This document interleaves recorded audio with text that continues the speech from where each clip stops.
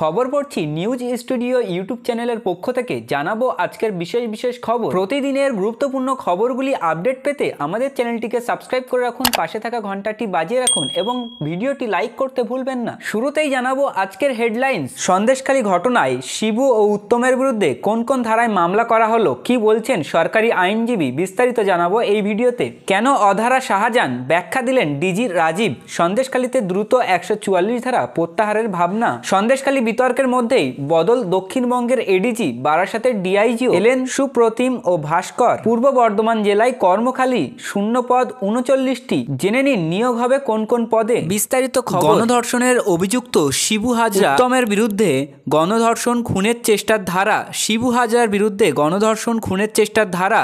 গণধর্ষণে অভিযুক্ত সন্দেশখালীর ব্লক সভাপতি শিবু হাজরা। দুজনের নামে এফআইআরটা ছিল, শিবু হাজরা আর উত্তম সরকার। ওটা সন্দেশখালী 20। এই মামলায় দুটো সেকশন অ্যাডিং হয়েছে, 376D আর 307। হ্যাঁ, গণধর্ষণ আর হচ্ছে অ্যাটেম্প টু মার্ডার।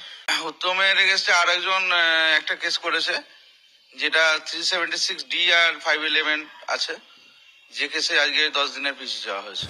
বহিরাগত ভাড়া করে সাজানো ঘটনার তৃণমূলের তত্ত্ব খারিজ করল পুলিশই। শিবু উত্তমের বিরুদ্ধে অবশেষে গণধর্ষণের ধারা পুলিশের। 8 দিনের পুলিশ হেফাজতে তৃণমূল উত্তম ও 14 দিনের পুলিশ হেফাজতে বিজেপি নেতা বিকাশ। কিন্তু এখনো কোথায় গণধর্ষণ খুনের চেষ্টার অভিযোগ শিবু হাজরা? সন্দেশখালীতে জনরোষ। কোথায় গণধর্ষণে অভিযুক্ত সেই শিবু হাজরা? এবিপি আনন্দ খোঁজ পায়, কিন্তু খোঁজ পায় না পুলিশ।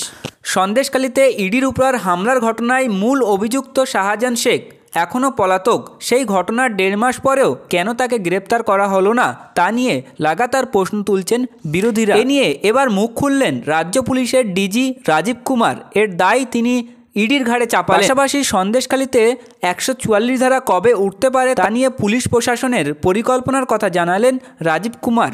শনিবার সাংবাদিক বৈঠকে শাহজাহান প্রসঙ্গে রাজীব প্রশ্ন তোলেন, ইডি তো শাহজাহানের বিরুদ্ধে তদন্ত করেছিল, তারা কেন তাকে গ্রেপ্তার করছে না? এরপরেই ডিজির বক্তব্য, রাজ্য পুলিশ যখন অভিযুক্তের বিরুদ্ধে তদন্ত শুরু করে, ইডি সেই তদন্ত বন্ধ করিয়ে দিয়েছে। শাহজাহানের সাগরেদ উত্তম সর্দার ও শিবপ্রসাদ হাজরার বিরুদ্ধে শনিবার গণধর্ষণের ধারা যোগ করেছে পুলিশ। সেই প্রসঙ্গে রাজীব জানান, এক মহিলার গোপন জবানবন্দির ভিত্তিতে 2 জনের বিরুদ্ধে গণধর্ষণ ও খুনের চেষ্টার ধারায় মামলা রুজু করা হয়েছে। সেই সঙ্গে ডিজির বক্তব্য, 8ই ফেব্রুয়ারির আগে আমাদের কাছে সন্দেশখালী থেকে কোনো অভিযোগ জমা পড়েনি।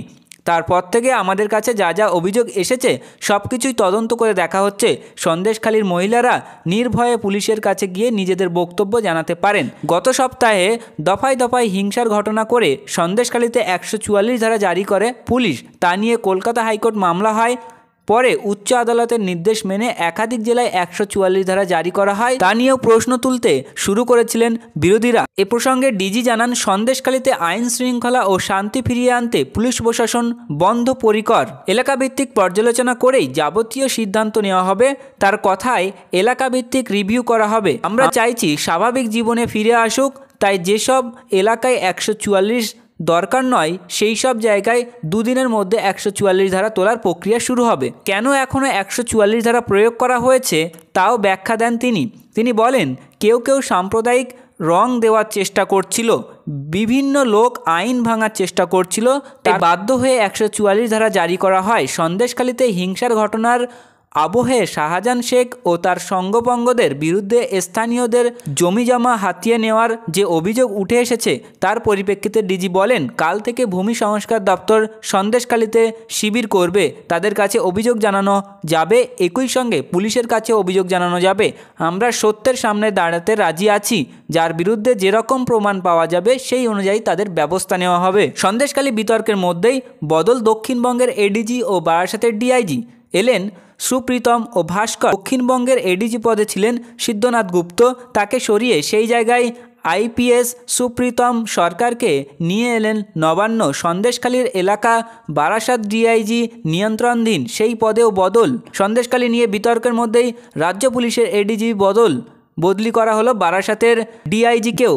ঘটনাচক্রে 2 পুলিশকর্তার নিয়ন্ত্রণের মধ্যেই সন্দেশখালী এলাকা পড়ে। এডিজি পদ থেকে গত 31শে জানুয়ারি বদলি হন সিদ্ধনাথ গুপ্ত। সন্দেশখালীতে অশান্তি শুরু হতেই তাকে সেখানে পাঠানো হয়।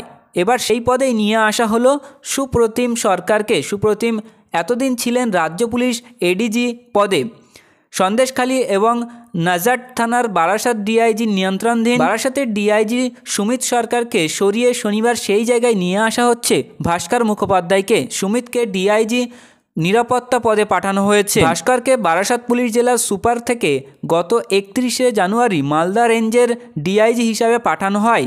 বছর দুয়েকের আগে উত্তর 24 পরগনার বাগুইহাটিতে দুটি স্কুল পড়ুয়ার খুনের ঘটনার মধ্যে বিধাননগর পুলিশ কমিশনারেটের পদ থেকে সরানো হয়েছিল আইপিএস সুপ্রীতমকে।